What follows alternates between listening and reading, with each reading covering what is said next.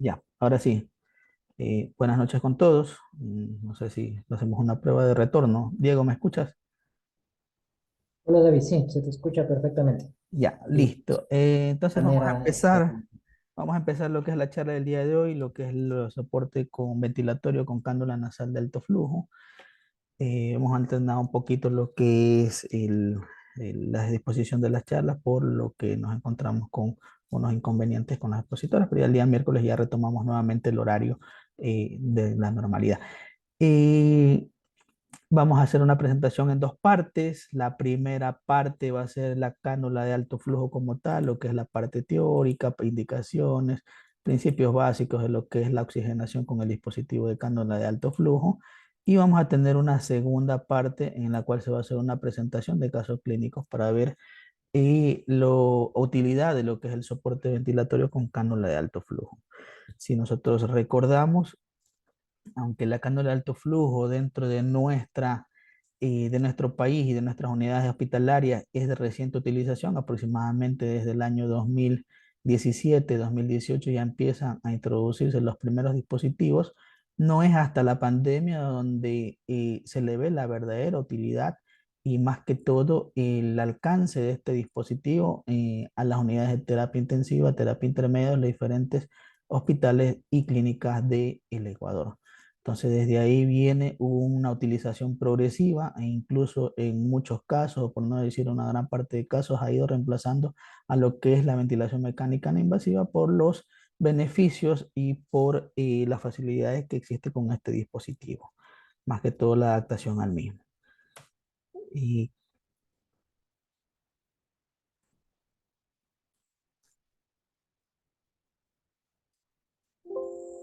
ya, la cánula nasal de alto flujo es un soporte respiratorio no invasivo diseñado para administrar flujos entre 30 y 60 litros por minuto. Aquí nos vamos a detener un poquito y no sé si es que ya se habrá hablado o se ha de hablar con las próximas charlas lo que es los dispositivos de oxigenación. Tenemos que dividirlo en dos partes, uno de alto flujo y otro de bajo flujo. Cuando empieza a nombrarse o cuál es el límite entre un dispositivo y otro, aproximadamente los 30 litros por minuto. Todos los dispositivos que tengan menos de esa cantidad o ese aporte de 30 litros por minuto se deben considerar dispositivos de bajo flujo. Entre estos dispositivos tenemos la cánula nasal simple, que ustedes la han visto con bigotera, la mascarilla facial simple, la bolsa la bolsa de reinhalación. Y en esta parte intermedia está algo que si tal vez ustedes han encontrado en las unidades de terapia intensiva, aunque no es muy usual, la mascarilla Venturi, la misma que es muy parecida a una mascarilla facial, pero tiene un dispositivo de válvula en el cual ustedes pueden regular el porcentaje de oxígeno e incluso convertirse en una mascarilla de bajo flujo a una mascarilla de alto flujo. Esas es las bondades que tiene la mascarilla Venturi, en el cual ustedes pueden determinar con una válvula el porcentaje de oxígeno que están dando exactamente. Y, y los dispositivos también se dividen en dispositivos de alta concentración y de baja concentración. La cánula nasal simple es un dispositivo de baja concentración que nos aporta máximo 5 litros por minuto. La mascarilla simple va entre los 5 y 10 litros por minuto y la mascarilla con bolsa de reanimación va con flujos un poquito más altos y concentración más alta de soporte de oxígeno, ¿no?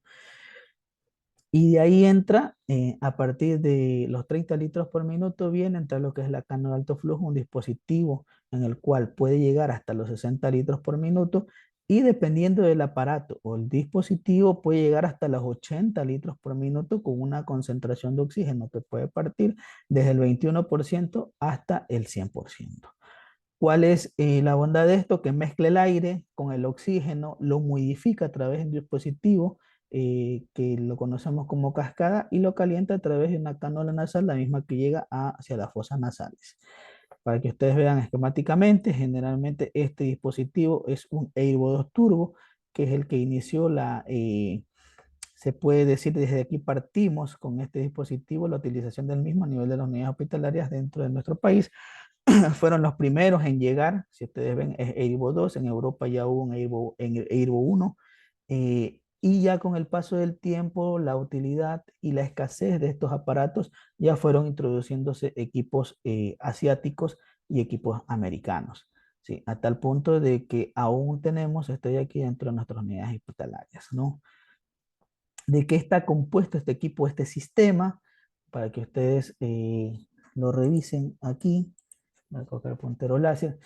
La parte central o el núcleo central de este dispositivo está dado por una turbina o un motor en el cual es la parte central del mismo, lo que es la parte superior, se encuentra un panel en el cual ustedes pueden encender y apagar el equipo, pueden subir los valores tanto de saturación de oxígeno como de flujo y de temperatura, y tiene una pantallita que le va a dar tres valores: la temperatura, la oxigenación, la FiO2 y el flujo de oxígeno que están enviando.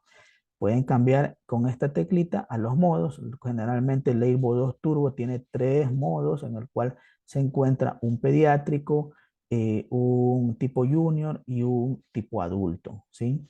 Este dispositivo está sostenido por un pedestal en el cual está sentado en una bandeja, ¿no? En lo que es la parte posterior del dispositivo vamos a encontrar un filtro de aire que se cambia frecuentemente o generalmente después de la utilización de cada paciente. Vamos a tener su puerto serie y su fuente de poder que va a ir conectada a lo que es la parte de la electricidad. En lo que es el motor, va a estar concentrado lo que es un tubo en el cual se va a reunir, es el tubo, la canuladura, y se va a reunir a lo que es una interfaz. Esta interfaz tiene varios tamaños, puede ir desde un tamaño S, un tamaño M, un tamaño L, y termina en unas gigoteras con un grosor amplio de aproximadamente 0.5 a 0.7 centímetros, dependiendo del tamaño de la cánula. Actualmente, y ya con la utilización, se ha hecho estos dispositivos para utilizarlo también a lo que son pacientes que tienen traqueostomía y va directamente a lo que es la parte del cuello. En lo que es la parte central y su parte anterior tenemos un espacio, ¿sí? En donde se asienta lo que es la cámara de relleno, cámara de agua, que nosotros en nuestro medio lo conocemos como cascada, en la cual va a estar conectado directamente a la turbina para mezclar lo que es, aquí hay un recipiente con agua, la cual en esta zona de aquí va a ser el calentamiento, y esta parte de aquí se va a mezclar con el aire, con el oxígeno en el lado y el aire, y va a salir por la cánula. Y en esta zona de aquí va a ir conectado lo que es la cánula de oxígeno hacia directamente lo que es la parte del oxígeno empotrado, ¿no? Esas son las características o las partes que tiene un equipo de cánula de alto flujo. Estamos hablando específicamente de un Aero 2 Turbo, ¿no? Y para que ustedes lo vean en forma separada, generalmente esto es lo que utilizamos aparte de la turbina o motor, en el cual ustedes van a tener el recipiente de agua o la cascada, la cual va a humidificar el aire. Vamos a tener lo que es las tubuladuras, donde va a pasar lo que es el aire mezclado, aire, oxígeno, y esto de aquí va a ser humidificado previamente. La interfaz con sus bigoteras nasales y lo que es la cánula para la conexión del oxígeno, el cual va a ir también humedecido. Eso por un lado, ¿no? Generalmente esto es la parte central del dispositivo de cánula de alto flujo. En lo que es la parte anterior, nos regresamos un poquito a las imágenes. La que le voy a explicar actualmente es esta parte que se encuentra aquí, donde está la botonería para la calibración y para la colocación de los parámetros de oxigenación.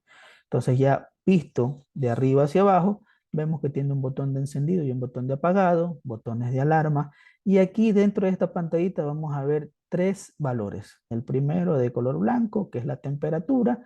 El segundo, lo que es la parte intermedia, que nos va a dar el flujo. Como ya les indiqué, va a ir un flujo entre 30 y 60 litros por minuto. Hay nuevos dispositivos, nuevas generaciones que ya pueden llegar hasta los 80 litros por minuto. Y la concentración de oxígeno que va a ir desde el 21% hasta el 100%. ¿Cuáles son los modos que generalmente tiene este equipo? Modo pediátrico, junior, adolescente y adulto. Nosotros nos encargamos solo del adulto en nuestras áreas de terapia intensiva. Más que todo, este dispositivo lo hemos utilizado en el Hospital Oncológico Juan Tancamarengo, cerca de la ciudad de Guayaquil. ¿Cuál es el potencial de la cánula de alto flujo? ¿Por qué la cánula de alto flujo ha entrado con gran aceptación a las clínicas y hospitales y más que todo las unidades de emergencia, terapia intensiva, cuidados intermedios? Primero, porque cuando se compara con otro dispositivo no invasivo, como es la ventilación mecánica no invasiva, este de aquí, en relación a la ventilación no invasiva, vamos a tener que el paciente va a tener una mejor comodidad o mejor confort. Segundo, como es un dispositivo de poca molestia, va a tener una mejor adherencia al mismo o al tratamiento, va a mejorar la oxigenación por los parámetros que ya le indiqué, que maneja concentraciones altas de oxígeno y flujos altos. Como objetivo de mejorar la oxigenación, va a también disminuir lo que es el trabajo respiratorio, disminuye la tasa de intubación, eso está comprobado. Asimismo, disminuye y previene el fracaso post-extubación, el fracaso respiratorio agudo una vez que estuban los pacientes, pacientes con alto riesgo de reintubación. Podemos utilizar este tipo de dispositivos y controla, modifica y monitorea la FiO2, ¿sí? Cuando lo comparamos con lo que es la ventilación mecánica no invasiva, si ustedes ven aquí unas figuras en relación a lo que es la parte izquierda, pacientes que utilizan cánula de alto flujo y pacientes con ventilación mecánica no invasiva, tenemos que la no invasiva tiene diferentes tamaños y tenemos que encontrar en la ventilación no invasiva una máscara, ¿sí?, que sea adecuada al tamaño del paciente, a lo que es los diámetros antero, posterior, lateral o superior inferior, y a la anatomía del paciente. Generalmente, por la escasez de estos implementos, utilizamos mascarillas entre M y L que a veces, o en muchos de los casos, no es compatible con el tamaño o las dimensiones de la parte facial del paciente. Puede quedar muy apretado o puede quedar muy flojo. Cuando queda muy flojo, estos dispositivos no producen ese efecto de mejora de oxigenación o CPAP, en el cual el aire va a escapar por lo que es las partes laterales de la mascarilla, no teniendo un adecuado comportamiento, adherencia al tratamiento. Dos, la ventilación mecánica no invasiva va a ser un flujo de presión que va a molestar en una parte inicial a los pacientes. Generalmente los pacientes dañosos no se adaptan adecuadamente a lo que es la mascarilla no invasiva. Y tres, tenemos que encontrar el tamaño adecuado. Aquí, si ustedes ven, esto es una mascarilla facial o nasobucal. Acá tenemos una mascarilla no invasiva nasal. Y aquí tenemos un casco de helmet, no sé si recuerdan los videos de pandemia cuando venían de lo que es la parte europea, Italia, generalmente lo utilizan frecuentemente allá. Es un dispositivo muy incómodo, es un dispositivo que en casos causa pánico y no hay una buena adaptación del mismo. Aquí no lo utilizamos frecuentemente, más utilizamos las mascarillas faciales, ¿sí? ¿Y qué se produce? Las complicaciones de esto, o de esto, el uso de estos dispositivos, laceraciones, abrasiones, lesiones, escoriaciones, infecciones en lo que es la parte dérmica, cutánea, de lo que es a nivel de la cara, tanto frente, nariz, mejillas, y lo vemos más frecuentemente en ancianos y que también se relaciona con el tiempo de durabilidad de esto. Todas estas desventajas que tiene la ventilación mecánica no invasiva, ¿sí?, las reduce drásticamente lo que es la cánula nasal de alto flujo. Si ustedes ven, a pesar de que los pacientes pueden tener enfermedades graves, la comodidad y el confort que produce este dispositivo es muy diferente a lo que nos produce esta ventilación mecánica no invasiva. Aquellos que han tenido la oportunidad de utilizarlo se darán cuenta de la diferencia entre un dispositivo y otro dispositivo, ¿no? Entonces aquí tenemos que la cánula nasal de alto flujo, sus beneficios están dados por uno, lo que es el aporte de la asistencia respiratoria, la cantidad de oxígeno suplementario que podemos regular y controlar y darlo exactamente, lo que es una presión positiva de las vías aéreas superiores e inferiores, que ya los voy a detallar, y lo que es la reducción del espacio muerto, que también se lo voy a explicar en las siguientes diapositivas.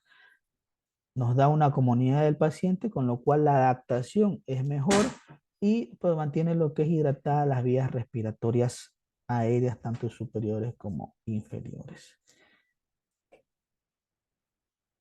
Los escenarios útiles de este dispositivo, que ya está comprobado y demostrado: falla renal aguda hipoxémica, falla renal aguda hipercámica. Esto era lo último que estaba por comprobarse. En los últimos tiempos ya se ha demostrado que el uso y el beneficio de este dispositivo es muy superior a lo que es los dispositivos de CPAP o PIC, que ya se está utilizando en pacientes con enfermedad pulmonar obstructiva crónica, que ya pueden descansar o dormir con dispositivos de cánula nasal de alto flujo, o aquellos pacientes que ya tienen una enfermedad pulmonar o con pulmonar, ejemplo, fibrosis pulmonar, pre-ejercicio ya se puede utilizar este tipo de dispositivos para mejorar la oxigenación tanto pre-ejercicio, tras ejercicio y post-ejercicio, por la adaptación que tiene y la poca molestia que causan los pacientes.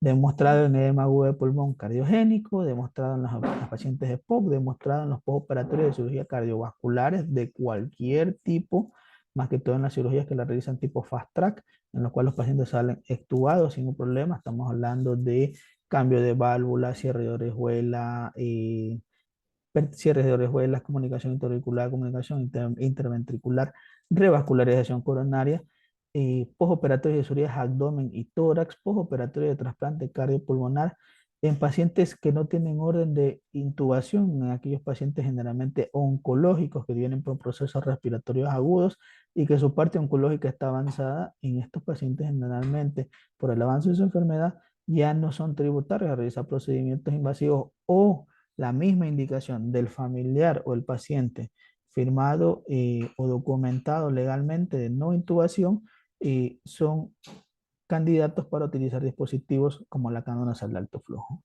Hiperoxigenación en procedimientos endoscópicos o prequirúrgicos, más que todo videoendoscopía digestiva alta, e incluso ecografía transesofágica, donde utilizamos una pequeña parte de sedación para la utilización o inducción de anestesia para la utilización de o realización del procedimiento. Podemos preoxigenarlo con una cánula nasal de alto flujo. ¿Por qué mejora la oxigenación en la cánula de alto flujo? Se han demostrado dos fenómenos. El uno, el que les voy a indicar en este momento, porque se produce un fenómeno que se llama washout, las vías respiratorias altas. Aquí está colocado el dispositivo. Tenemos lo que es la parte nasal, lo que es la parte nasofaringe, orofaringe, hipofaringe, laringe y vías aéreas respiratorias. Reduce el espacio muerto anatómico. Esta parte que se encontraba con aire netamente cargado de CO2 es reemplazado con el dispositivo de cánula de alto flujo por aire cargado netamente de oxígeno. Entonces el espacio muerto cargado de CO2 es reemplazado por aire con gran cantidad de oxígeno, por lo cual lo mismo, por este tipo de fenómeno, reduce lo que es la inhalación del CO2, disminuye la hipoventilación alveolar a nivel de lo que es la parte alveolar. ¿Por qué disminuye? Porque está asociado de que tiene un fenómeno de PIC. ¿Qué es lo que pasa? Cuando nosotros inspiramos, ingresamos aire, el alveolo aumenta de tamaño, y cuando nosotros expiramos, el alveolo disminuye de tamaño. ¿Qué es lo que sucede con esto? Que disminuye la ventilación anterior por la presencia de CO2 a nivel de los alveolos, en el cual con el fenómeno PIC se mantienen abiertos los alveolos, ¿no?, para lo que es el mejor intercambio entre oxígeno y entre el alveolo y la barrera hematocapilar. Y siempre se encuentra un flujo constante de aire en las vías respiratorias. Ese es el fenómeno de washout o lavado de CO2 a nivel de las vías respiratorias, con lo cual mejora lo que es la oxigenación. ¿Cuál es el otro fenómeno que está asociado a la mejora de la oxigenación de estos pacientes? Es el efecto PIC. PIC es un acrónimo: presión positiva al final de la inspiración, en el cual generalmente es el ventilador mecánico el que tenía o daba el efecto PIC, en el cual cuando ustedes expiraban, el alveolo se reducía, pero con el efecto PIC el alveolo se mantiene abierto. Entonces, eso es una presión positiva y es una de las constantes que se colocan los ventiladores mecánicos para mejorar soporte de oxígeno y la oxigenación. ¿Cuál es el efecto PIC que se piensa que, bueno, que ya está estudiado en lo que es el rol de la cánula de alto flujo? Cuando nosotros damos un flujo a 35 litros por minuto, con la boca abierta, el paciente mantiene una PIC de 1,5 centímetros, 0,5 centímetros de agua, que es una presión positiva muy baja para lo que es la mejora de la oxigenación. Generalmente, este tipo o estos valores de PIC no van a incidir mucho en lo que es la oxigenación. Pero cuando se ha visto o se ha estudiado aquellos pacientes que mantienen lo que es la parte bucal cerrada con un flujo a 35 litros por minuto, generalmente están dando o se está obteniendo una PIC de entre 2,5 hasta 3,5 centímetros de agua. Con lo cual, estos sí son valores que van a incidir en lo que es la oxigenación de los pacientes con falla respiratoria. Eso ya está demostrado desde el año 2009 y se ha comprobado con los estudios posteriores. Beneficios del oxígeno de la cánula nasal de alto flujo frente al oxígeno convencional. Entonces aquí tenemos un estudio, uno de los estudios pioneros, en 2010, en el cual ya empiezan los comparativos, las comparaciones de la cánula nasal de alto flujo con oxígeno convencional. Uno de los primeros médicos investigadores que hacen los estudios de cánula de alto flujo es Oriol Roca, es un español.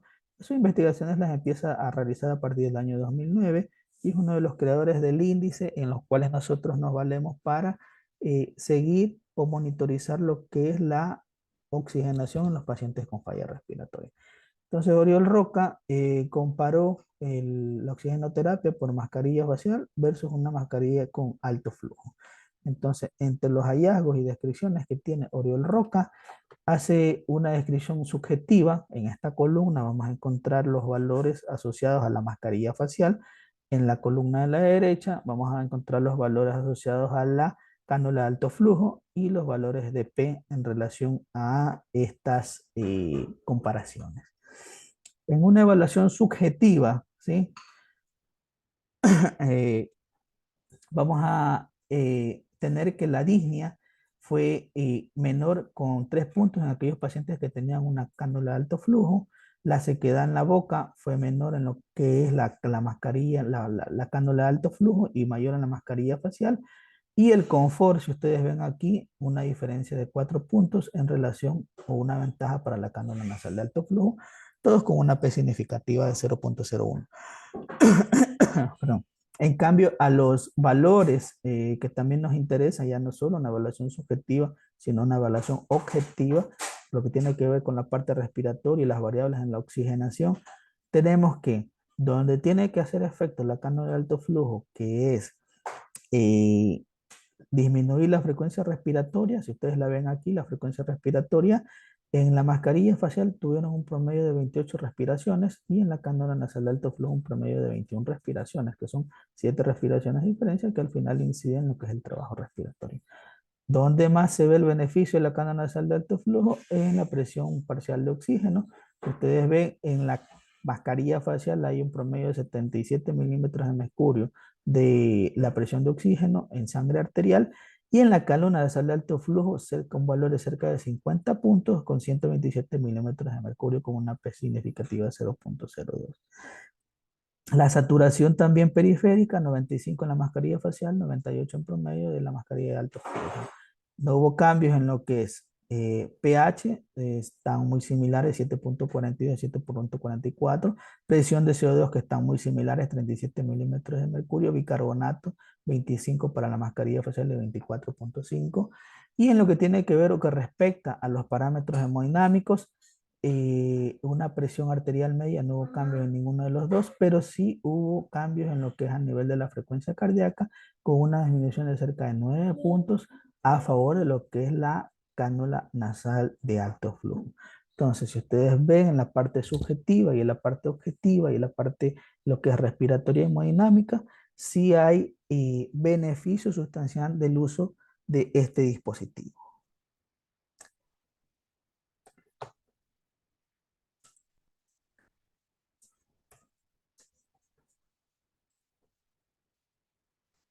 Y aquí está el artículo original de este médico Oriol Roca, que es la utilidad de un índice, él eh, implantó lo que es el índice de ROX, que es el índice de respiración-oxigenación, y lo publicó en el año 2016 después de hacer varios estudios. ¿Cómo saca el índice de ROX? Es una fórmula muy simple en el cual coloca lo que es la saturación de oxígeno de ese momento, de lo que es la parte de un pulso oxímetro dividido por la fracción inspiratoria de oxígeno. ¿Cómo saco una fracción inspiratoria de oxígeno? El oxígeno que estoy dando en ese momento dividido para 100 y todo esto dividido para la frecuencia respiratoria de ese momento. Esa es una fórmula muy simple que le va a salir un parámetro. Entonces, ¿qué es lo que encontró Oriol Roca? Valoró lo que es aquellos pacientes que tenían una probabilidad de éxito. O sea, ¿qué es éxito? ¿Qué midió el éxito? En aquellos pacientes que utilizaban cánula de alto flujo y que no llegaban a ventilación mecánica invasiva y que era fracaso para este estudio en aquellos pacientes que tú utilizabas ventilación, cánula nasal de alto flujo y que al final terminabas en una intubación. Entonces, él elaboró este índice con las variables antes indicadas, en la cual valoró a los pacientes a las 2 horas, a las 6 horas, a las 12 horas, a las 18 y a las 24 horas. ¿Qué vio en aquellos pacientes que tenían una tasa de éxito en el cual ubicaban a aquellos pacientes o colocaban a aquellos pacientes y disminuía las tasas de intubación o ventilación mecánica invasiva, que a partir de las 2 horas su índice de ROS estaba estable entre 4.4 y a partir de las 6 horas ya tenía un índice de ROS mayor al mismo, que se acercaba a un parámetro de valor de 4.95 y este índice tenía que ir aumentando con el paso del tiempo, ¿sí? A tal punto que a partir de las 12 horas ya se colocaba en un promedio de 5.89, a las 18 horas en 6 y a partir de las 24 horas en 7.69.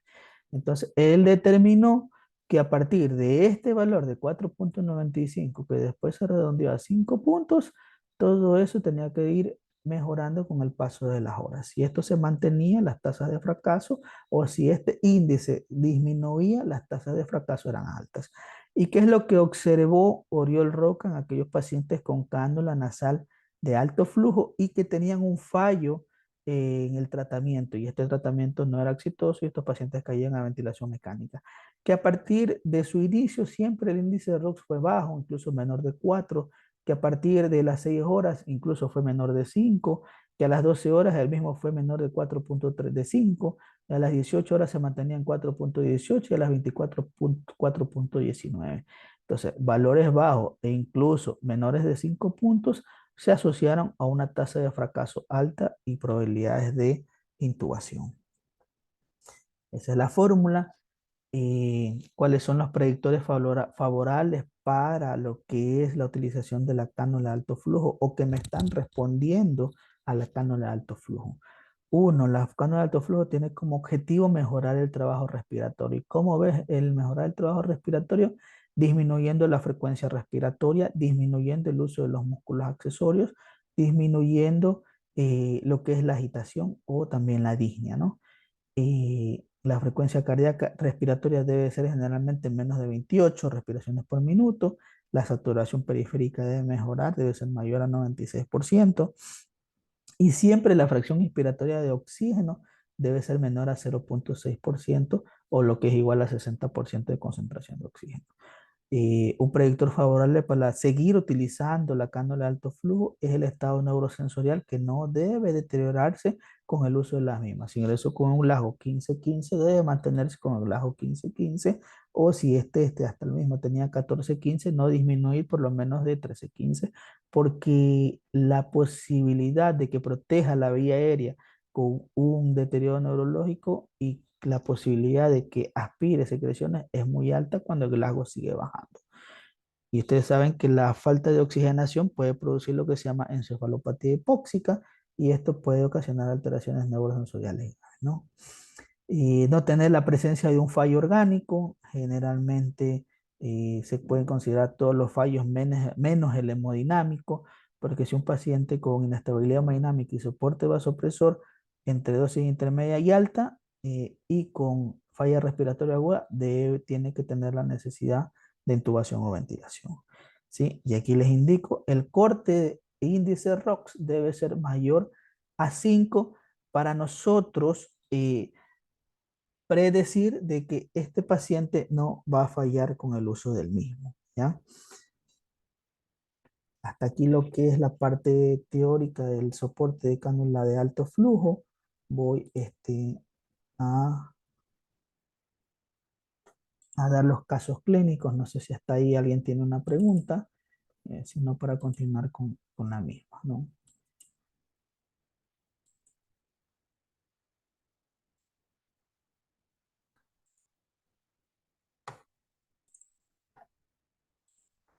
Ya, aquí les voy a presentar lo que es los casos clínicos para que ustedes lo determinen y los vean y lo analicen. ¿Qué casos clínicos nosotros podemos utilizar lo que es la oxigenación en este sentido? Pero antes de los casos clínicos, debemos aclarar ciertos conceptos para que ustedes me comprendan lo que es la parte aplicativa de la cánula nasal de alto flujo.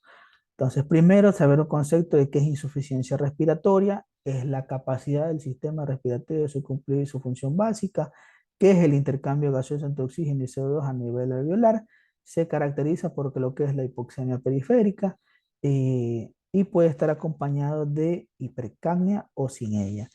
Y lo otro que está caracterizado por un complejo de sintomatología, la disnea, generalmente que hay que hacerse un diferencial de disnea respiratoria y disnea cardíaca, y la frecuencia respiratoria, que esta de aquí va a pasar más allá de 30 respiraciones por minuto, la saturación periférica, el uso de músculos accesorios y la cianosis. Generalmente los adultos, ya en casos extremos donde la oxigenación o la saturación de oxígeno cae menos de 80 y la presión parcial de oxígeno a nivel de sangre arterial menos de 60, ya se empieza a presentar cianosis a nivel bucal, a nivel de pabellón auricular y cianosis a nivel de lo que es periférico. Entonces, esta tablita está sacada del libro que ustedes lo tienen y que se transmitió. Niveles de hipoxemia a nivel de sangre arterial, esto realizado por una gasometría arterial. Vamos a tener que 90 milímetros de mercurio se considera normal y el rango de normalidad va a ser entre 80 y 100.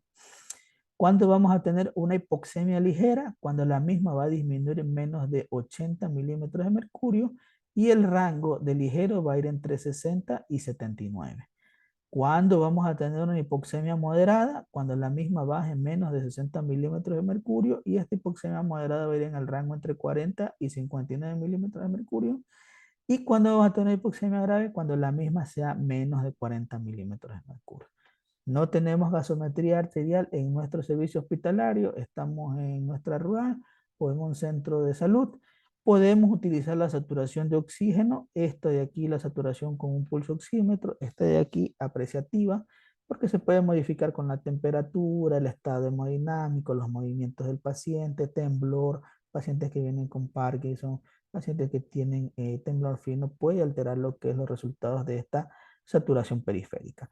Pero cuando la consideramos normal, si es que no tenemos una gasometría a la mano lo más rápidamente posible, cuando está entre 95 y 97, cuando se infiere de que tiene una hipoxemia leve, cuando se encuentra entre 90 y 94, cuando se infiere que es una hipoxemia moderada, cuando está entre 75 y 89, y cuando se infiere que es una hipoxemia grave con una saturación periférica por medida por pulso oxímetro menor de 75. Entonces, si no tenemos gasometría, podemos recurrir a este dispositivo que tanta ayuda nos ha dado. Hay que hacer un diferencial entre hipoxemia e hipoxia. Hipoxemia es la disminución de la presión parcial de oxígeno por debajo de 60 milímetros en sangre arterial realizada en una gasometría arterial. ¿Y qué es hipoxia? Es la disminución del oxígeno disponible en las células que no permite su normal funcionamiento o la realización de los procesos anabólicos o catabólicos de la célula. Eh, También vamos a presentar lo que es el cuadro de síndrome de estrés respiratorio, la definición de Berlín. Tengo entendido que la misma se ha actualizado, pero por métodos didácticos vamos a utilizar esta clasificación en que divide al síndrome de estrés respiratorio agudo en leve, moderado y severo. Pero para definir qué es un síndrome de estrés respiratorio agudo y no toda insuficiencia respiratoria, llamarla distrés, tenemos que tiene variables en las cuales se debe medir el tiempo, el proceso debe empezar dentro de la última semana o se debe conocer el tipo de lesión que se está produciendo para empeoramiento de los síntomas respiratorios. Debemos tener una radiografía de imagen en la cual se encuentran infiltrados, opacidades bilaterales, la cual que no se debe explicar por derrame o sobrecarga o colapsos pulmonares, en estos casos atelectasia o presencia de nódulos o enfermedad oncológica metastásica, lo que se llama también carcinomatosis pulmonar. El origen del edema o el origen de la afección respiratoria debe ser netamente respiratorio, no debe interferir lo que es la parte cardíaca, descartar de que sea una insuficiencia cardíaca o descartar de que exista una sobrecarga de líquidos. Antes se utilizaba la que se llama la clasificación de definición de Berlín como una medición de la presión en cuña pulmonar medida por un catéter de Schwann-Ganz más de 16 milímetros de mercurio. Actualmente podemos utilizar ecocardiografía para excluir un edema hidrostático o de causa de origen cardiogénico y la clasificación de la misma medida por una relación PaO2 FiO2, que es el índice de Kirby. Como saco la FiO2, la concentración de oxígeno dividido para 100, dividido para lo que es la concentración de oxígeno en sangre arterial. Entonces, este resultado dividimos con estas tres variables en leve, que es 200, entre 200 y 300 de relación PaO2-FiO2, utilización de PIC en la ventilación mecánica o ventilación mecánica no invasiva, CPAP más de 5 centímetros de agua. Cuando es moderado, cuando este índice de Kirby va entre 100 y 200, ¿sí? Utilización de ventilación mecánica invasiva con PIC mayor o igual a 5, incluso aquí ya nos colocan lo que es la CAN, la ventilación mecánica no invasiva. Y cuando es severo, cuando tenemos un índice de Kirby menor de 100 con una PIC más de 5 centímetros de agua. Entonces, estas son las directrices que le estoy dando para ir directamente a los casos clínicos para que se entienda lo que es la insuficiencia respiratoria, la hipoxemia, eh, la relación PaO2-FiO2. Entonces, vamos al primer caso clínico de aplicación de lo que es la cánula nasal de alto flujo en nuestros hospitales. Entonces, presentamos un paciente de 31 años de edad, nacido en la ciudad de Guayaquil, vive en Guayaquil, ocupación médico, por si acaso muchos de los casos son realizados, uno o dos casos son realizados en el 2020. Eh, Antecedentes, perdón, nivel de instrucción superior, ocupación médico, no refiere a antecedentes patológicos personales y familiares para hipertenso. Viene por un cuadro clínico de 6 días de evolución, caracterizado por fiebre, 38.5, malestar, tos con expectoración blanquecina, que en las últimas 48 horas antes de su ingreso se acompaña de disnea de medianos a mínimos esfuerzos, que le indica la toma de medicamento ampicilina sulbactam.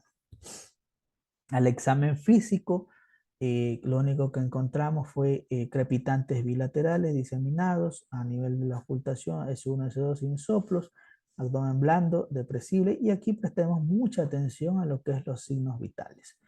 Los signos vitales de esta persona de 31 años con síntomas respiratorios, a su llegada es 118,65 milímetros de mercurio, con una frecuencia cardíaca de 128 latidos por minuto, respiración de 26 con un lago 15-15 y al ambiente saturando 88%, con lo cual administramos oxígeno a 3 litros por minuto en su parte inicial.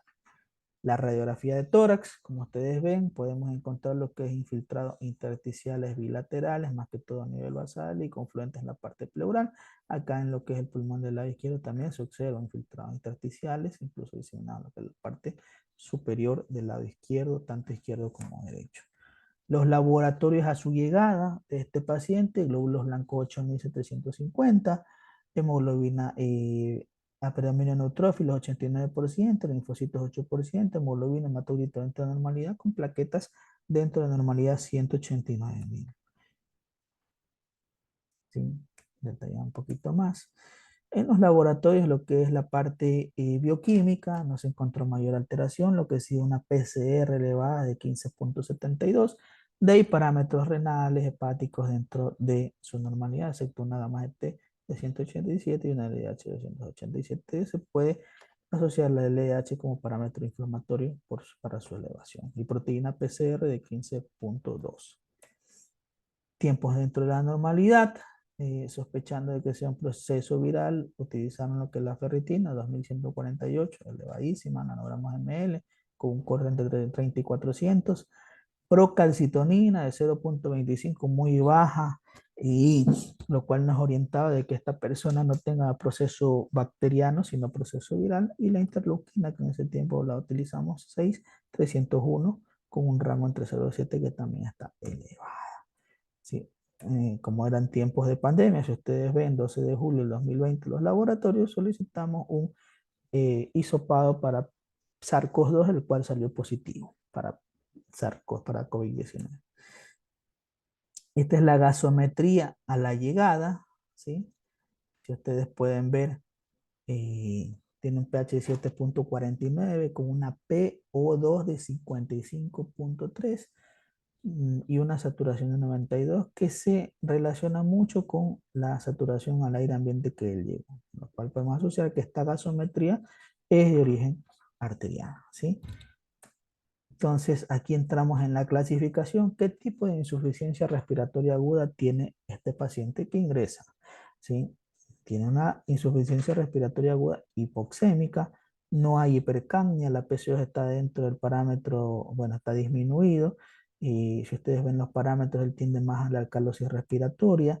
¿Qué nivel de hipoxemia tiene? Una hipoxemia moderada porque baja a menos de 60 milímetros de mercurio, lo que es la PO2. El índice de relación PAO2-FIO2 o índice de Kirby es de 184 milímetros de mercurio, lo cual nos da a nosotros una orientación que él con esos criterios tiene un distrés respiratorio moderado.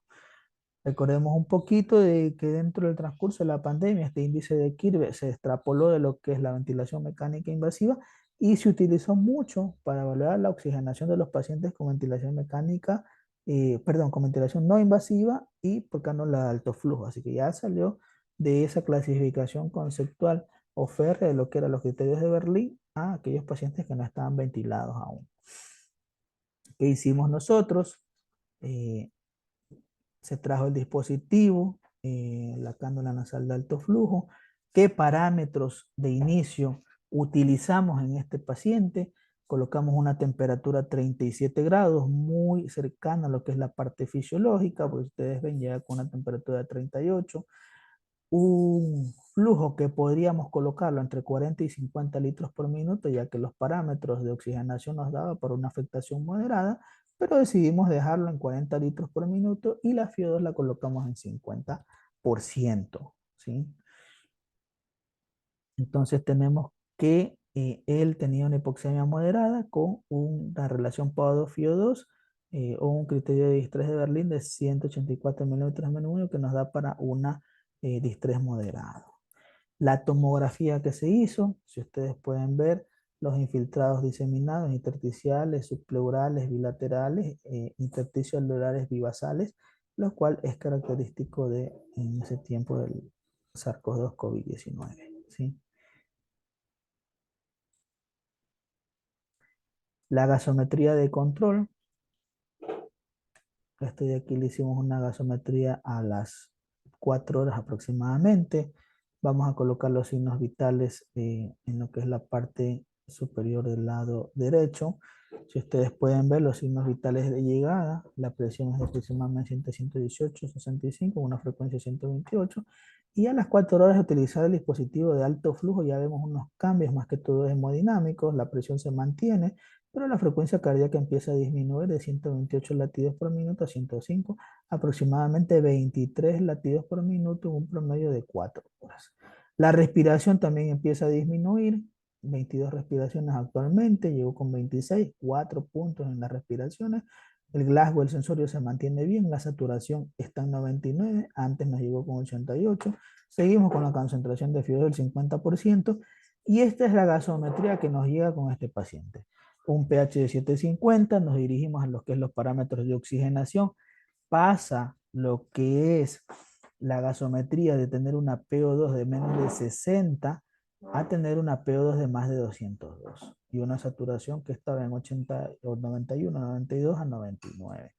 Con lo cual hacemos nuevamente los cálculos de oxigenación y vemos que la relación PAO2, FiO2 de él, de lo que estaba en 180, ahora pasa a 404 milímetros de mercurio.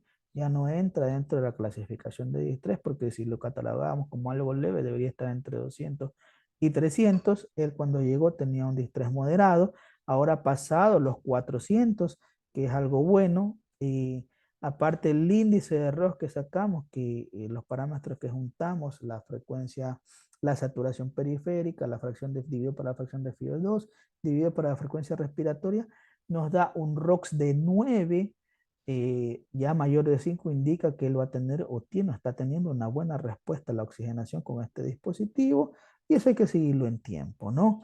Entonces, con estos parámetros, ¿qué es lo que hicimos a este paciente?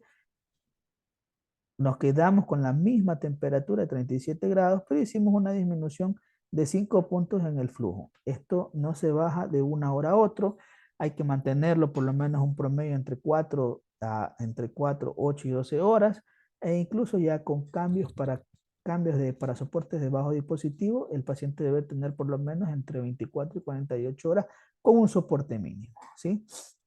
Y la FIO2 que iniciamos en el 50%, vamos a disminuirla a las 4 horas al 40% para ver cómo nos va, y vamos a hacer un nuevo examen a las 12 horas del mismo, ¿sí? Entonces repetimos la gasometría a las 12 horas del proceso, ya con estos parámetros que le hemos indicado, en el cual hemos disminuido los parámetros, hemos disminuido lo que es el flujo de 50, de 40 a 35, y hemos disminuido la oxigenación de 50 a 40%. Entonces, si ustedes ven en la parte superior del lado derecho, los signos vitales de llegada de nuestro paciente, a las 12 horas, su parte hemodinámica se mantiene dentro de la normal e incluso ha descendido levemente, 115-68. La frecuencia cardíaca ha bajado notablemente hasta el punto que ya está menos de la barrera de los 100, disminuyendo aproximadamente 33 latidos por minuto en promedio. La frecuencia respiratoria desde que su llegada ha disminuido 6 respiraciones por minuto a las 12 horas. El Glasgow lo mantenemos 15-15, la saturación 99% y la concentración de oxígeno se mantiene al 40%. Sacamos nuevos cálculos a las 12 horas del mismo porque esto es continuo, evaluativo, observacional, y hay que seguirlo con exámenes de laboratorio. La relación PAO2-FiO2, si bien ha disminuido un poquito en relación a la anterior que estaba más de 400, pero ya se escapa de lo que es la clasificación de distrés porque ya tiene más de 300 y está en 355. El índice de ROX eh, está en 12.37, el anterior, si no me equivoco, era 9, está mayor de 5. Y, y si vemos la gasometría, la P2 está en 142 y la saturación en 99, mejor que lo que llegó a su ingreso. ¿Qué es lo que hacemos con este dispositivo? Bajamos un poquito la temperatura, 36.5, eso me olvidaba. Hay dispositivos que ya vienen encasillados la temperatura. Hay Airvo 2 Turbo que tienen temperaturas hasta en 31, 33 y 37. Y hay otros dispositivos que ustedes pueden ir bajando de 0.5 y 1 grado. Eso es lo que nos da la capacidad de este dispositivo. Bajamos la temperatura a 36.5, bajamos el flujo a lo mínimo necesario, que es de 30 litros por minuto, que es de ahí donde parte el concepto de cánula de alto flujo, y bajamos la FIO2 a 35, a 35%. Este es un cambio que hicimos a las 12 horas. Y evaluamos. ¿Cómo evaluamos? Con exámenes nuevamente de sangre, ¿sí? Una nueva gasometría con ya los flujos en parámetros muy bajos o parámetros básicos que le llamamos nosotros, nos da una P2 de 150 muy por encima de su P2 de llegada. Este ya es un control a las 24 horas, que cuando él llegó tenía una P2 de menos de 60 y una oxigenación de 98, muy por encima de de la saturación que llegó de 92 puntos. Estos son los signos vitales a las 24 horas, en el cual podemos ver que se contrastan con los signos vitales de su llegada. Ya su frecuencia cardíaca está dentro de valores normales, 85 latidos por minuto. Se mantiene lo que es la parte hemodinámica, la parte neurológica con su Glasgow 15-15. Si ustedes ven la respiración en este paciente ha disminuido ya 8 puntos en promedio a las 24 horas. La saturación se mantiene en 99% y persistimos con la FIO2 a 35%. Valores, relación PAO-FIO2, 428 con parámetros básicos, ha respondido a nuestro tratamiento. El índice de ROX está en 15, incluso ha ido subiendo porque tuvo 9, 12, 15, mayor de 5, lo cual nos da a las 24 horas una factibilidad de que este paciente está respondiendo a la terapia que estamos aplicando y que cada vez que suba el índice de ROX se va alejando de un proceso invasivo ventilatorio. Entonces, ¿qué hacemos con este dispositivo? Ya bajamos completamente los parámetros y lo dejamos en parámetros básicos. 30 litros por minuto y la FIO2 que teníamos a 35 ya la bajamos a 30. Y seguimos controlando. A las 48 horas le hacemos un nuevo estudio de laboratorios donde encontramos una gasometría con una PO2 de 140, una gasometría que ya sale de la alcalosis respiratoria y que se encuentra dentro de la normalidad, y una saturación con un parámetro bajo de FIO2 de 30% en 98% una saturación periférica. Los signos vitales se mantienen, la frecuencia cardíaca está muy similar que hace 24 horas, la frecuencia respiratoria está muy similar, los signos vitales no han cambiado en las últimas 24 horas, lo cual vemos una sostenibilidad de la parte cardiovascular, respiratoria, neurológica de este paciente y de oxigenación. O sea, ya tenemos 48 horas desde que iniciamos el soporte de oxígeno. Tenemos una relación PAO2-FIO2 de más de 400, ni siquiera entra dentro de la clasificación de 13, un índice de ROC de 19, ¿sí? Si ustedes ven con anterioridad fue de 9, 12, 15 y ahora tenemos 19. Y este paciente se mantuvo con los parámetros 24 horas más, pero ya decidimos a cambiar a un sistema de flujo de menor concentración. Lo pueden cambiar a una cánula nasal o lo pueden cambiar a una mascarilla facial. Indistintamente, el aporte debe ser un aporte menor del 30%, puede ser 25, 27, el que ustedes quieran, y ya con un flujo menor, ver cómo se comporta lo que es la parte respiratoria. Entonces, 48 horas con cánula de alto flujo, se hizo una tomografía posterior, ustedes ya ven la mejoría sustancial de la misma. Esto no solo es cánula de alto flujo, esto es un tratamiento integral en ese momento, hidratación, analgesia, todo lo que se dio en ese momento para SARS-CoV-2. Incluso hasta, si no me equivoco, recibió tocilizumab en su momento, ¿sí? La radiografía a los 30 días ya del alta, como ustedes ven, ha disminuido completamente lo que es la parte infiltrativa pulmonar y existe una mejoría sustancial de su tratamiento.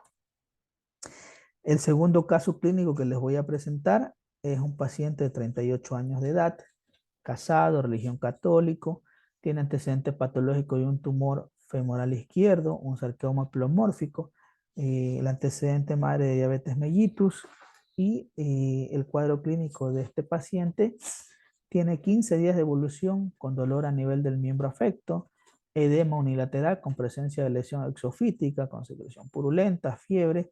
Ingresa para un procedimiento quirúrgico netamente que era una limpieza de su lesión tumoral. Cuando llega, capos pulmonares conservados, abdomen blando, parte cardíaca sin alteración, y estos signos de vitales de llegada a 128-70, con una taquicardia leve, 105 por minuto, respirando 16, lajo 15-15, saturando 99 en el ambiente. Recordemos que llegó por un proceso infeccioso de partes blandas. Su radiografía de tórax a su llegada, no existe ningún compromiso pulmonar, ni oncológico, ni infeccioso agudo.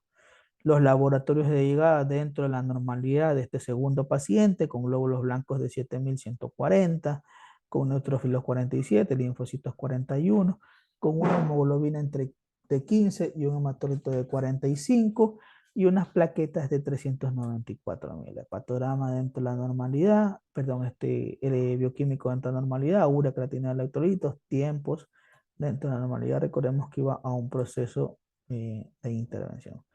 Y esta gasometría de su llegada, pH 742, una PO de 90 que está dentro de la normalidad, peso de 32, bicarbonato de 20 y saturando 97. Pero ¿qué presenta dentro de su evolución intrahospitalaria? ¿Sí? Con antibiótico terapia en su inicio, presentó mejoría del cuadro clínico, no se realizó intervención quirúrgica, solo limpiezas o curaciones en área, sin realizar ningún procedimiento intervencionista o ir a quirófano. Pero a los 5 días de estancia hospitalaria, este paciente oncológico empieza con tos, expectoración purulenta, disnea de medianos a mínimos esfuerzos, con una taquimia al inicio leve de 18 a 20 respiraciones que fue aumentando con el paso de las horas y fiebre de 39 grados centígrados. Ahora cambia lo que es el examen físico, de lo que es la parte pulmonar que llegó sin alteración. Tenemos que presenta crepitantes bilaterales bivasales, ruidos cardíacos sin soplos, pero aumentados en frecuencia, llegó con 105 latidos por minuto, seguimos con el mismo edema lateral en pierna izquierda, y estos signos vitales 130-80, la frecuencia cardíaca aumenta de 105 ahora a 131, la frecuencia respiratoria de 16 ahora está en el doble, ya está en 32, Glasgow presente 15-15 y saturando 93 al aire con marcado esfuerzo respiratorio. Los glóbulos blancos se elevan de una biometría hemática a su inicio dentro de la normalidad, predominio neutrófilo cerca del 93%, con hemoglobina hematócrita dentro de la normalidad y unas plaquetas de 379.000. Se solicitan marcadores inflamatorios, en este caso procalcitonina, sospecha de un proceso infeccioso pulmonar nosocomial de origen bacteriano. La procalcitonina nos orienta de que esto puede ser netamente bacteriano, 14.8, ¿no? Tenemos aquí los neutrófilos, lo que es la parte del hepatograma, el bioquímico, lo que es la parte nefrológica dentro de la normalidad, sin mayor problema, ¿no? Una glicemia, eso sí, de 360. Esta es la radiografía de tórax. Ya se ven infiltrados intersticios-alveolares bilaterales con opacidades tanto derechas como izquierdas, en Murray y 4 cuadrantes, con lo cual nos orienta que esta afectación es grave, ¿sí? Es un proceso infeccioso de origen nosocomial porque ya tiene 5 días de estancia hospitalaria. Se utilizó laboratorios en ese momento, a su inicio, de su parte de descompensación. ¿Qué es lo que encontramos? Una P2 de 68.5, una saturación de 94.9, que se relaciona con los signos vitales que le tomamos al inicio de su descompensación, en lo cual nos orienta de que esta gasometría es de origen arterial, ¿sí? Y que lo que está teniendo es una alteración en la oxigenación. Entonces, buscamos nuevamente los parámetros, vamos a clasificar qué tipo de insuficiencia respiratoria aguda es. Este de aquí entra dentro de la categoría de una insuficiencia respiratoria hipoxémica. El nivel de hipoxemia por el nivel de la PO2 dentro de la gasometría es de leve. Recordemos que el leve va entre 70 y 80, entonces está catalogada dentro de ese rango, ¿no? Y la relación PaO2-FiO2 es 228 milímetros de mercurio con un índice de Kire para extrarrespiratorio de leve, ¿sí? A pesar de que tiene un gran compromiso pulmonar, ¿no? O sea, hay una pequeña disociación entre parámetros que encontramos medibles con la clínica que estamos viendo, ¿sí? Porque él tiene infiltrado un Murray 4 cuadrantes. Se hizo un PCR para ese momento, negativo para SARS-CoV-2, se descartó proceso infeccioso viral. Entonces empezamos con nuestro rol de la cánula de alto flujo, traemos el dispositivo y el dispositivo lo colocamos en los siguientes parámetros: una temperatura de 17, un flujo entre 30 y 40 latidos por minuto, porque ustedes ven los parámetros dan para leve, entre leve y moderado, y una FIO2 del 50%, muy similar a lo que hicimos con el caso anterior, ¿sí? Entonces, tenemos que este paciente tiene una hipoxemia leve con un distrés respiratorio leve con una relación PaO2-FiO2 de 228 milímetros de mercurio. Le realizamos una tomografía de tórax donde se ve condensaciones bilaterales con broncograma aéreo, imágenes incluso hasta en vídeos ilustrados, pero más asociado a un proceso netamente infeccioso de probable origen bacteriano por la estancia hospitalaria. La gasometría que le hacemos a las 4 horas con este paciente, vemos que su nivel de PO2 y su nivel de saturación mejoran con la FiO2 al 50% y el flujo al 40%. Los signos vitales en relación a el inicio de la terapia de oxigenación han disminuido notablemente, más que todo en lo que es la parte de la frecuencia cardíaca, que ha disminuido cerca de 29 latidos por minuto. Se mantiene lo que es la parte neurológica con su lago de 15-15. La saturación ha mejorado con una FIO2 al 50%, que ahora nos da 98. Y tenemos esta gasometría que la hacemos a las 4 horas, una PO2 que pasa de los 63 o 65 y una saturación del 98%, ¿no? Listo. Entonces vamos a sacar los valores que vamos a realizar para lo que es medir la parte de la oxigenación. Y tenemos que la relación PAO2, FiO2 en este paciente mejora notablemente. Ya tenemos un valor que pasa de algo leve a un valor de 304 que no está estratificado todavía dentro del rango de distrés, lo cual nos orienta de que estamos teniendo una mejoría. Un índice de ROX a las 4 horas de 7 puntos que ya tenemos, que es en relación al promedio que debería tener, que generalmente debe ser 5, y tenemos lo que es una respuesta adecuada al tratamiento que le estamos dando a las 4 horas. Entonces, ¿qué es lo que hacemos con este paciente? Bajamos un poquito lo que es el flujo a 35 litros por minuto de lo que estaba en 40 cuando iniciamos, y la FIO2 también la bajamos de 50% a 40%.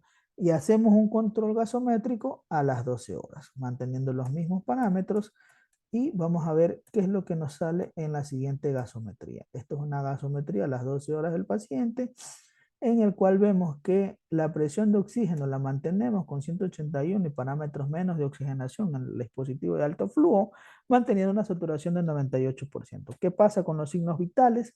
Los signos vitales se mantienen, la presión en promedio 130-80 cuando llegó, cuando inició el proceso intrahospitalario, ha disminuido notablemente la frecuencia cardíaca y cerca de 31 latidos por minuto a las 12 horas.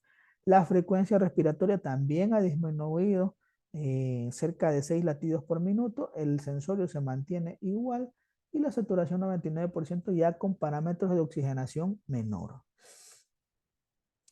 Sacamos y relacionamos lo que es la PaO2 FiO2, ya va aumentando de lo que era 288, 303, ahora está en 452 a las 12 horas, lo cual ya escapa de la clasificación de distrés. El índice ROC, si ustedes lo ven, el inicial fue 7 y el a las 12 horas fue de 9.5, lo cual nos está dando una orientación de que estamos respondiendo con este tratamiento. Entonces, ¿qué hacemos? Ya a las 24 horas lo bajamos los parámetros, ya completamente a los parámetros un poquito más básicos, a 35 litros por minuto y FIO2 de 30, para ver cómo sigue en las siguientes horas. Nueva gasometría a las 24 horas, la PO2 se mantiene alta, 131. Los signos vitales del paciente, si ustedes ven en la parte superior derecha, son los signos vitales con los que empezó el proceso respiratorio, ¿sí?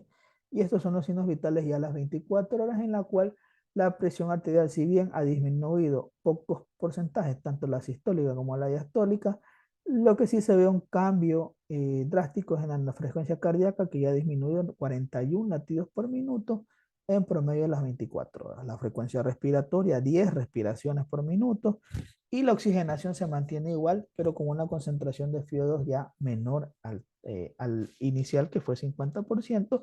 Ahora nos encontramos con una FiO2 de 30%. PO2 de 131 y saturación de 98.3. Sacamos los scores, relación PAO2 FIO2 que se mantiene por encima de 400. El índice de ROX que va en ascenso, ¿sí? O se mantiene alto, está en 14 en este momento, muy superior a los 5 del valor de corte que necesitamos para mantener o que nos orienta de que esto está respondiendo. Y el siguiente paso lo que fue es disminuir el flujo de 35 litros por minuto y la FIO2 de 30% a 28%, hacer un nuevo estudio de laboratorio a las cerca de 48 horas, con lo cual vemos que la PO2 se mantiene estable más allá de 100. La saturación de oxígeno está en 97.8. Los signos vitales, ya la valoración cerca de las 36 horas, vemos que se mantienen dentro de la estabilidad que se ha visto en las últimas 24 horas, muy por debajo de los signos vitales cardiovasculares con su frecuencia cardíaca cuando inició el proceso, cerca de 43 latidos por minuto ha disminuido la frecuencia cardíaca, la respiración asimismo ha disminuido 14 respiraciones por minuto, el sensorio lo mantiene en 15-15 y la saturación de oxígeno 99% con una FIO2 del 28%. Ya parámetros muy bajos y hemos mantenido una parte gasométrica estable y una parte de oxigenación estable. Índices, si bien baja un poquito, relación PAO2 FIO2 se mantiene por encima de 300, lo cual escapa a la clasificación de distrés. El índice ROX sigue alto, mire, ya tiene un índice ROX de 19, el anterior fue, el primero fue 9, el anterior, si no me equivoco, 12, el anterior 15 y ahora 19. Y este paciente, debido a su estabilidad en cerca de 48 horas, ya puede ser candidato a un cambio a sistema de menor flujo y menor concentración, ¿sí? Y no olvidar que hay que seguir la parte neurológica, respiratoria, cardíaca, hemodinámica y saturación periférica. Los infiltrados han disminuido en relación a lo que es la primera placa radiográfica de su descompensación 5 días después del inicio de los síntomas nosocomiales. Son dos casos de éxito que hemos tenido y que les presento aquí. Y ahora vamos a tener el último caso. Vamos a ir un poco rápido.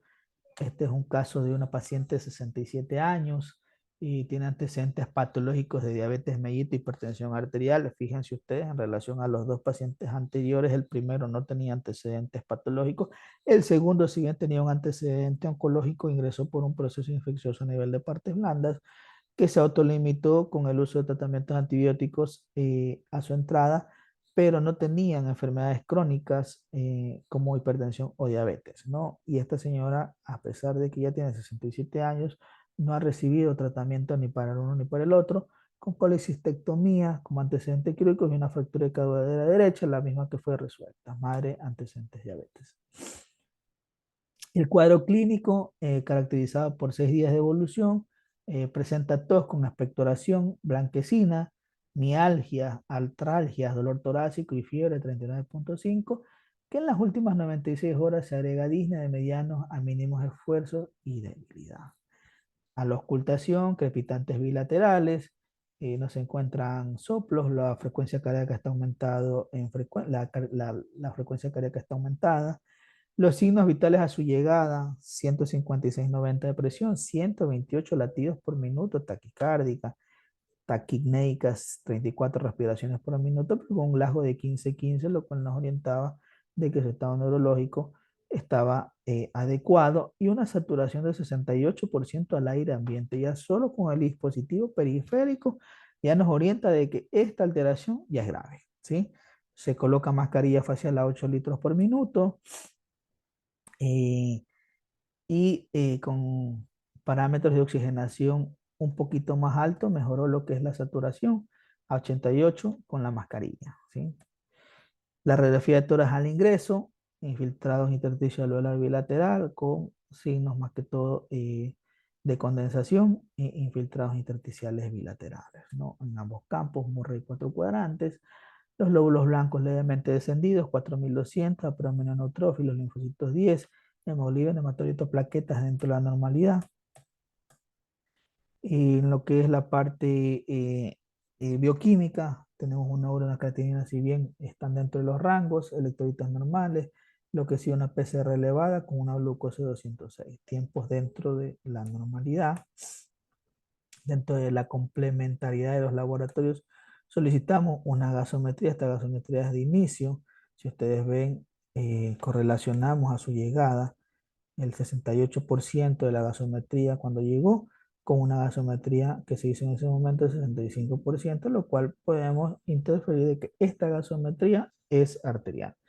Y una P2 bajísima de 33.5. ¿Y por qué asociamos que es arterial? Porque la PCO2 está dentro del rango. Si fuera venoso estuviera levemente aumentada o aumentada. Y empezamos el tratamiento saturando de 62 al ambiente, que mejora con la oxigenación que damos al inicio con mascarilla. Insuficiencia respiratoria aguda dentro de la clasificación hipoxémica, tiene una PO2 muy baja, nivel de hipoxemia severo, ¿sí? Porque baja menos de 40 milímetros de mercurio.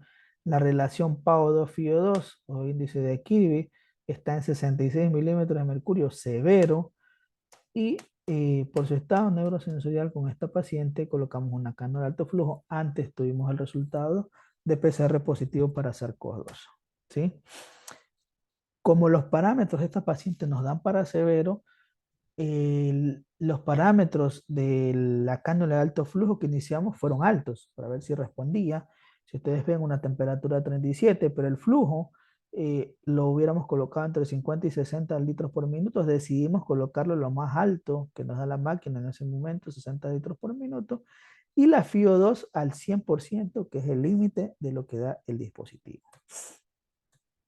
Hicimos una gasometría. Esta paciente no se necesita gasometría a las 4 horas, sino que a las 2 horas hicimos una gasometría para ver cómo estaba mejorando. Si ustedes ven, estos de aquí son los signos vitales de llegada en la parte superior del lado derecho.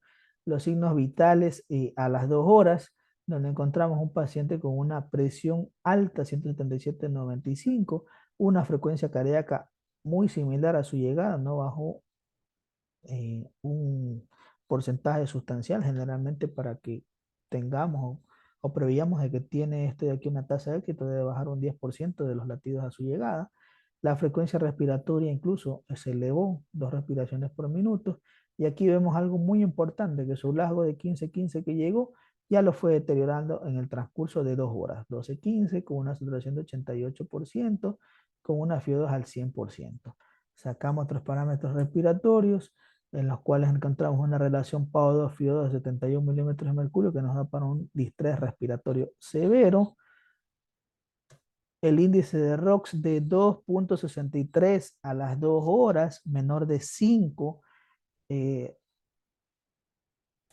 con lo cual nos orientaba de que esta paciente no estaba respondiendo a la terapia convencional de la cánula nasal de alto flujo. Con el transcurso de la siguiente hora, ya con un mayor deterioro neurológico, el Glasgow se encontró en 10-15 y ya con un deterioro neurológico, esta paciente ya no era candidata para ninguna terapia no invasiva, ni ventilación mecánica no invasiva, ni cánula nasal de alto flujo, ni otro dispositivo. Entonces se habló con los familiares y se decidió lo que es un cambio a sistema de ventilación invasiva, en el cual tuvimos que entubarla, sedarla, analgesiarla. Por el grado de distrés se realizó pronación. Aquí la imagen o la flechita que nos muestra es el tubo endotraqueal de la paciente, con un desenlace fatal en las siguientes horas, ¿no? Eso es todo lo que tengo que decir. No sé si hay alguna pregunta dentro de las personas que están aquí siguiéndonos en la charla. No sé si Diego tiene alguna pregunta, Julio, tal vez tenga alguna pregunta de lo que es la cánula de alto flujo. ¿Y qué tal? Hola David, ¿cómo vas? Teniendo mucha atención en tu charla con los ejemplos, creo que los casos clínicos son muy enriquecedores en cuanto al aprendizaje. Nada, creo que la cánula de alto flujo pues ya no es un mito, ¿no? Sino que es una realidad que la tuvimos presente durante la pandemia y que efectivamente pues, no a aquella paciente se le coloca asistencia respiratoria mecánica a continuación a recuperar. Es una realidad que podemos ir tomando de esta cánula de alto flujo. No sé, tal vez si quiera acotar algo Julio o si alguno de los presentes tiene alguna duda, inquietud con respecto.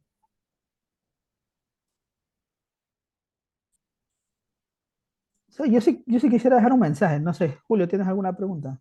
No, no, sí, sí, sí. A ver, son dispositivos que necesitan, o sea, no hacen el trabajo por sí solos. No es que los dejamos ahí y ellos hacen todo automáticamente. Eso no es así. Yo creo que hasta ahora en medicina, no sé, pues si es que algo me, me pierdo, no se maneja automáticamente nada. Todo tiene que ser observación, todo tiene que ser vigilancia, todo tiene que ser palpación, auscultación, todo tiene que ser seguimiento, porque esto no es solo, o sea, lo que estoy presentando son casos netamente de cánula de alto flujo, pero si ustedes ven el segundo caso, ese paciente se acompaña de hidratación, se acompaña de catéter central, se acompaña de accesos vasculares grandes, se acompaña de fluidoterapia, se acompaña de antibiótico-terapia, o sea, no es la cánula de alto flujo per se, o sea, es un complemento a toda la patología que nosotros estamos atendiendo. Y la atención debe ser férrea, porque estos pacientes que vienen con falla respiratoria, en cualquier momento pueden descompensarse, no solo respiratoriamente, porque la interacción corazón-pulmón puede llevar a un mayor fracaso, tanto respiratorio como cardiológico, y en pacientes ya con un terreno fértil, edad avanzada, diabetes, hipertensión, cardiopatía isquémica, pueden descompensarse por eventos cardiovasculares. Entonces, es un seguimiento continuo, vigilancia, monitorización y evaluación netamente. Le he presentado fórmulas para que ustedes valoren, evalúen y no solo es fórmula, sino es clínica y laboratorio.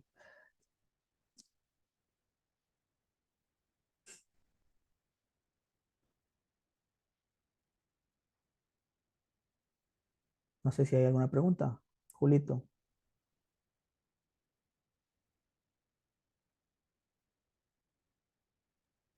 Hola, buenas noches. No, estaba muy atento, la verdad, a todas las charlas que han tenido la semana y la tuya.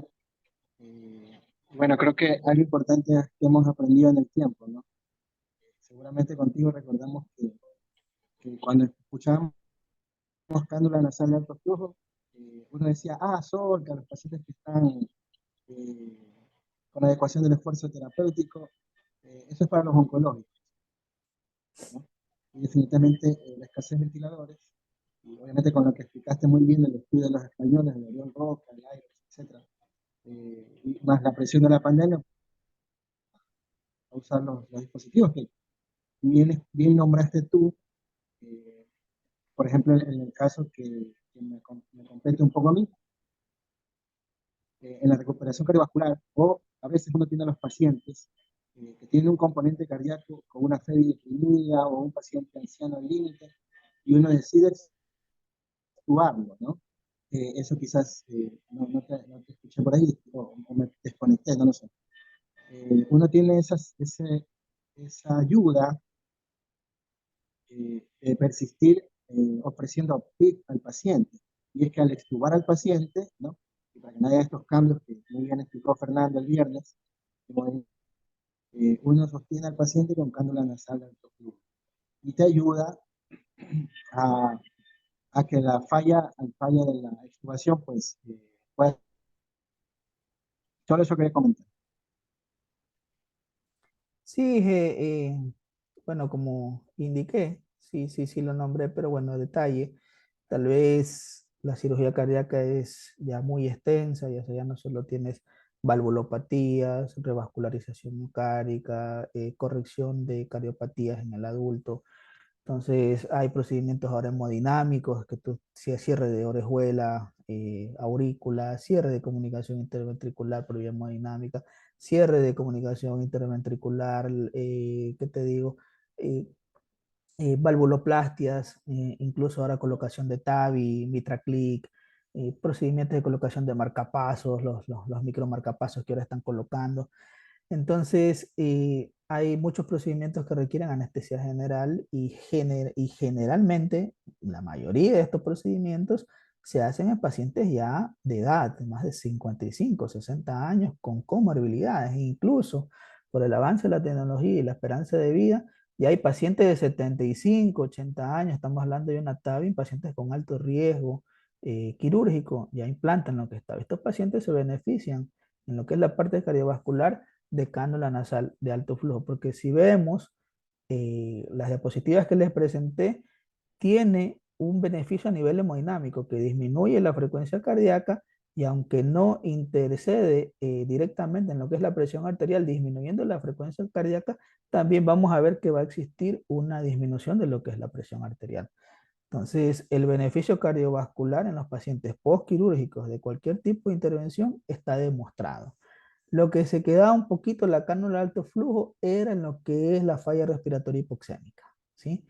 Perdón, hipercámnica.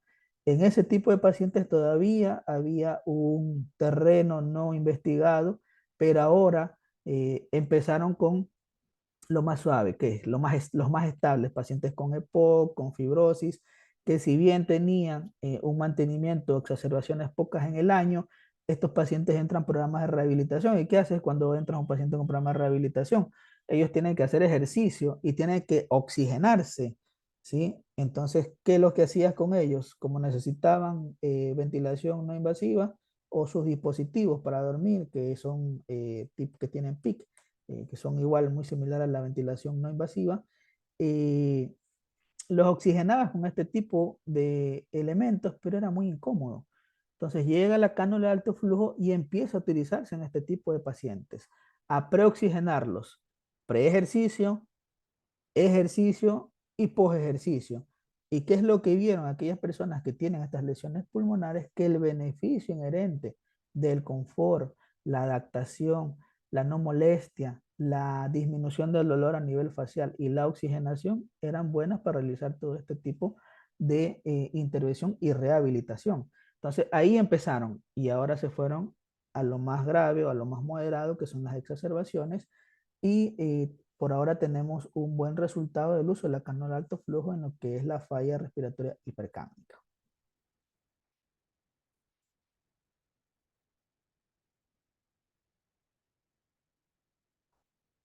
No sé si es que alguien tiene una pregunta, Diego.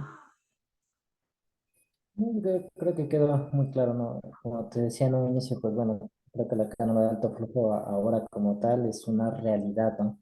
Ahora habrá que ver o sea, qué futuro le guarda la cánula de alto flujo. Sin embargo, pues bueno, es un instrumento que está en nuestras manos y que tenemos que aprender a utilizarlos. Generalmente a veces considero yo que desde la parte del profesional, pues es un poco tedioso utilizar la cánula de flujo en el sentido del pie de la cama, ¿no? Porque tienes que ver todos esos cambios, realizar el score, etcétera, etcétera.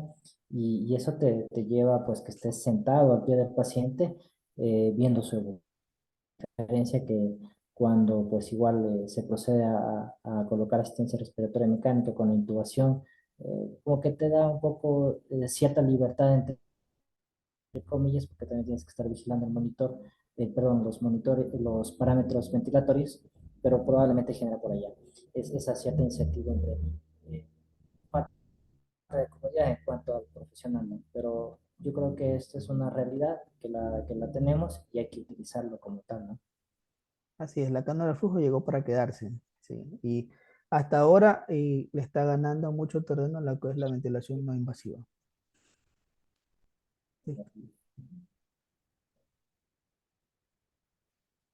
Perfecto, David. No sé si es que por parte del auditorio hay alguna inquietud con respecto a las cánulas de alto flujo. Aunque parezca mentira y es un dispositivo que nos ayudó mucho en pandemia, en ciertos sitios de nuestro querido Ecuador hay algunos lugares en los cuales no hay cánulas de alto flujo.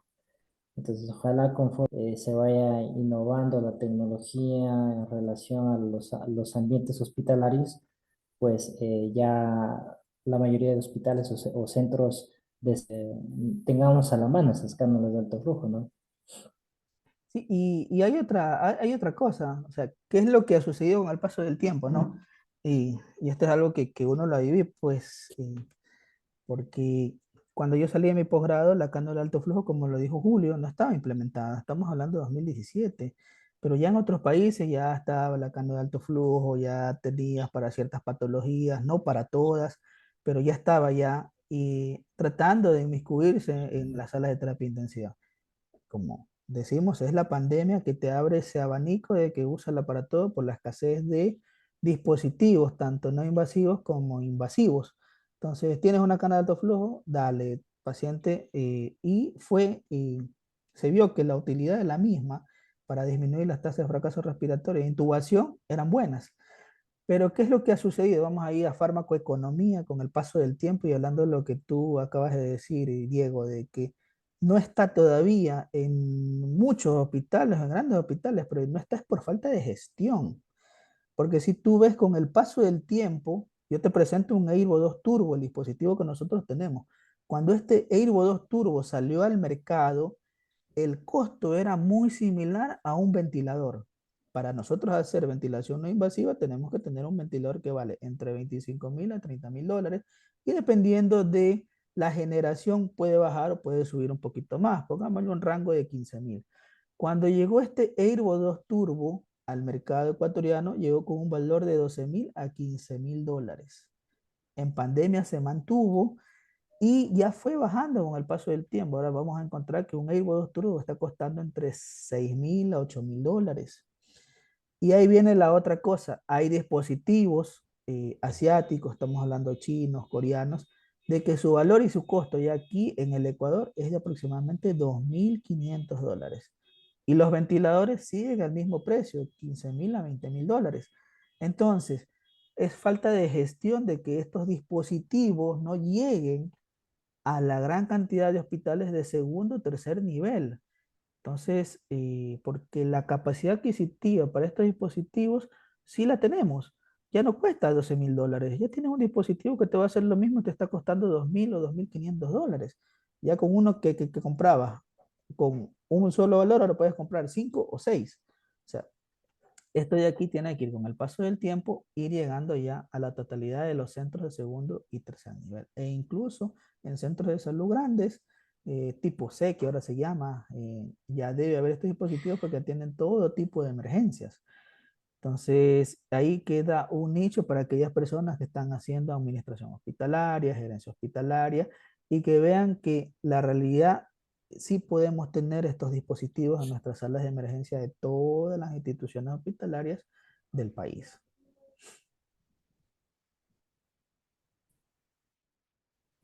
Sí, en realidad tu análisis es muy, muy real, concreto y bueno, esa es la realidad, ¿no? Yo creo que hasta allá debemos apuntar. Creo que en emergencia es súper útil un canon nasal de alto flujo, tomando en consideración la afluencia, ¿no? Y más que todo los diferentes tipos de pacientes que llegan a la sala de emergencia. Muy bien, David. No sé, como no hay ninguna otra pregunta, pues bueno, agradecerte por la charla del día de hoy. Una charla muy, muy, muy enriquecedora desde el punto de vista de esto de la cámara de alto flujo, que ya es una realidad, no es una situación de un futuro, ya lo utilizamos y como tú bien dijiste, ¿no? La cámara de alto flujo llegó para quedarse. Hay que acostumbrarnos a ella, aprender cómo manejarla, aprender a utilizarla de manera correcta y eso es lo que nos queda como profesionales y por esa es la razón de que estamos acá, ¿no? Así es, Diego. Listo. Sin más Entonces, preguntas de mi David, parte. muchas Sí. gracias. Pues bueno, sí, buenas noches contigo, David, buenas noches con todos. Nos vemos el día miércoles. Muchas gracias. Buenas Chao, noches. David. Chao, pasen bien. Saludos a todos.